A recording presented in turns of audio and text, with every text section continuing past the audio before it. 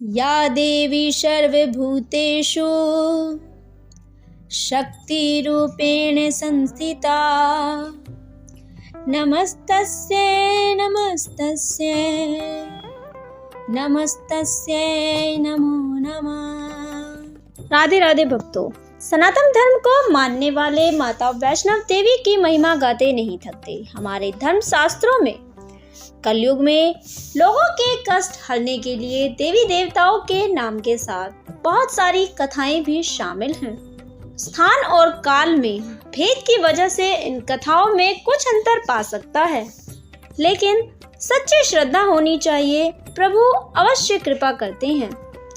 वैसे तो माता वैष्णो से जुड़ी कई कथाएं प्रचलित हैं, लेकिन आज हम आपको एक पौराणिक कथा सुनाने जा रहे हैं। माता वैष्णो देवी ने अपने परम भक्त पंडित श्रीधर के भक्ति से प्रसन्न होकर उनकी लाज बचाई। माता ने पूरे जगत को अपनी महिमा का बोध कराया।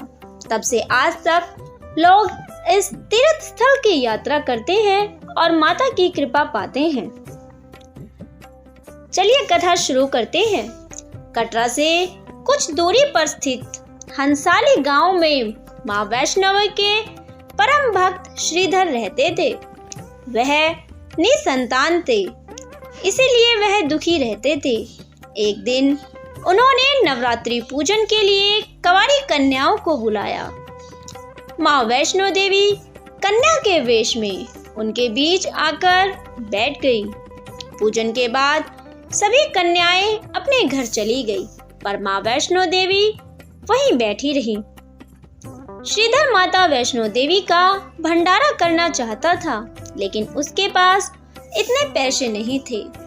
माँ वैष्णो देवी सब जानती थी। वे कहती हैं कि तुम भंडारे का न्योता सबको दे आओ, पर श्रीधर कहते हैं कि माता मेरे पास इतना धन नहीं है।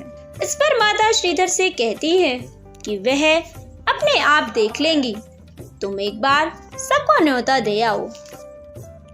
माँ वैष्णो देवी की बात मानकर श्रीधर गांव में सबको भंडारे का न्योता दे आता है। जब वह न्योता देकर लौटकर आता है तो उसी समय उसे रास्ते में गुरु गोरखनाथ और उनके शिष्य बाबा भैरवनाथ अपने शिष्यों के साथ मिल जाते हैं। वह उन्हें भी निमंत्रण दे देता है। भोजन का निमंत्रण पाकर सभी गांववासी अचंभित थे कि इसने इतने सारे लोगों को निमंत्रण कैसे दिया, यह भंडारा कैसे करेगा, इसके पास तो इतने पैसे नहीं हैं। इसके बाद श्रीधर के घर अनेक गांववासी भोजन के लिए जमा होने लगे, लेकिन श्रीधर इसी चिंता में रहा कि वह गांव के लोगों को भोजन कैसे कराएगा। देखते ही देखते श्रीधर की कुटिया धीरे धीरे अपने आप बढ़ने लगी। पूरा गांव उसे एक कुटिया में समा गया। श्रीधर यह देखकर बहुत ही अचंभित था कि यह सब कैसे हो रहा है। छोटी सी कन्या जो वैष्णो देवी का रूप थी, वह सब लोगों को खाना परोस रही थी। वह एक ही बर्तन से खाना परोसे जा रही थी और उस बर्तन का खाना भी खत्म होने में नहीं आ रहा था। सभी लोग इस बात से अचंभित थे और श्रीधर भी बहुत ज्यादा अचंभित था। भोजन परोसते हुए कन्या माता जब भैरवनाथ के पास गई तो उसने कहा कि मैं खीर पूरी नहीं खाता, मुझे तो मांस चाहिए, मुझे मदिरा चाहिए। तब कन्या रूपी माँ ने उसे समझाया कि यह ब्राह्मण का घर है, इसके यहाँ मांसाहार नहीं बनता। किंतु भैरवनाथ जानबूझकर अपनी बात पर अड़ा रहा और जिद करता रहा। जब भैरवनाथ ने उस कन्या को पकड़ना चाहा तो माँ ने उसका कपट जान लिया। तब माँ वायु रूप में बदलकर त्रिकुटा पर्वत की ओर उठ चली। भैरवनाथ माता का पीछा करता रहा। छोटी सी माता कन्या रूप में उसके आगे आगे और वह उनका पीछा करते हुए उसके पीछे पीछे चला। ऐसा माना जाता है कि माँ की रक्षा के लिए वहाँ पर हनुमान भी थे। जब हनुमान जी को प्यास लगी तब माता ने उनके आग्रह पर धनुष से पहाड़ पर बाण चलाया। वहां से एक जलधारा निकली। उस जलधारा में माँ ने अपने केश धोए और हनुमान जी ने वह पानी पिया। आज भी वह पवित्र जलधारा बाणगंगा के नाम से जानी जाती है और यह वैष्णो माता पर स्थित है। इसके पवित्र जल को पीने से या इसमें स्नान करने से श्रद्धालुओं की सारी तकलीफें दूर हो जाती हैं। इस दौरान माता ने एक गुफा में प्रवेश किया। क्योंकि माता ने कन्या रूप धारण किया था, इसलिए माता ने 9 माह तक वहां पर तपस्या की और तब वह भैरवनाथ से लड़ने के लिए तैयार हो गई। भैरवनाथ वहां भी उनके पीछे पहुंच गया। तब उन्हें एक साधु ने बताया कि जिसे तू कन्या समझ रहा है वह आदि शक्ति जगदम्बा है, इसीलिए तू उस महाशक्ति का पीछा छोड़ दे। परंतु भैरवनाथ ने साधु की बात नहीं मानी। तब माता गुफा के दूसरी ओर से मार्ग बनाकर बाहर निकल गई। यह गुफा आज भी वैष्णो माता पर अर्धकुमारी, आदि कुमारी और गर्भजून के नाम से प्रसिद्ध है। अर्धकुमारी के पहले माता की चरण पादुका भी है। यह वह स्थान है जहां माता ने भागते भागते मुड़कर भैरवनाथ को देखा था। गुफा से बाहर निकलकर कन्या ने देवी का रूप धारण किया। माता ने भैरवनाथ को चेताया और वापस जाने को कहा, फिर भी वह नहीं माना। माता गुफा के भीतर चली गई और माता की रक्षा के लिए हनुमान जी, जो कि गुफा के बाहर खड़े थे, उन्होंने भैरवनाथ से युद्ध किया। परंतु भैरवनाथ बहुत शक्तिशाली था।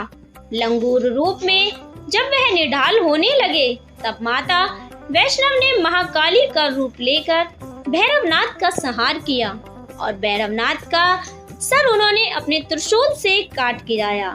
उनका सर त्रिकूट पर्वत से 8 किलोमीटर दूर भैरव घाटी में गिरा।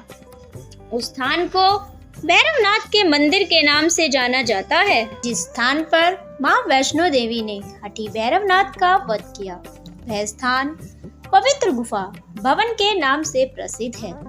इसी स्थान पर माँ महाकाली जो दाएं में है, महासरस्वती जो बीच में है और महालक्ष्मी बाएं तरफ पिंडी के रूप में विराजमान है। इन तीनों के सम्मिलित रूप को ही माँ वैष्णो देवी का रूप कहा जाता है। कहा जाता है कि अपने वध के बाद भैरवनाथ को अपनी भूल का पश्चाताप हुआ और उसने माँ से क्षमा याचना मांगी।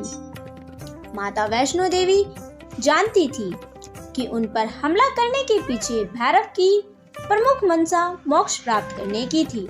उन्होंने न केवल भैरवनाथ को पुनर्जन्म के चक्र से मुक्ति प्रदान की, बल्कि उसे वरदान देते हुए कहा कि मेरे दर्शन तब तक पूरे नहीं माने जाएंगे जब तक कोई भक्त मेरे बाद तुम्हारे दर्शन नहीं करेगा।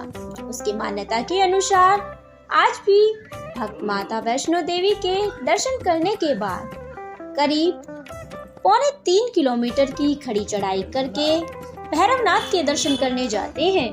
इसी बीच वैष्णो देवी ने 3 पिंडियों सहित आकार ग्रहण किया और सदा के लिए अंतर ध्यान हो गई। इस बीच पंडित श्रीधर अधीर हो गए और वे त्रिकुट पर्वत की ओर उसी रास्ते आगे बढ़े जैसा कि उन्होंने सपने में देखा था। अंततः वे गुफा के द्वार पर पहुंचे। उन्होंने कई विधियों से पिंडी की पूजा की। आज भी उनके वंशज महादेवी की पूजा करते आ रहे हैं और सभी भक्त वैष्णो देवी की पूजा करते हैं। आज भी 12 मास माँ देवी के दरबार में भक्तों का तांता लगा रहता है और सच्चे मन से याद करने पर माता सबका बेड़ा पार करती है। तो भक्तों, इस तरीके से आज हमने आपको वैष्णव माता की कथा सुनाई है। ऐसी ही और आध्यात्मिक कथाओं के लिए हमारे चैनल को सब्सक्राइब करें। अगर आपको माता की कथा अच्छी लगती है तो वीडियो को लाइक करें, शेयर करें और कमेंट में जय माता दी लिखें। आपका दिन मंगलमय हो।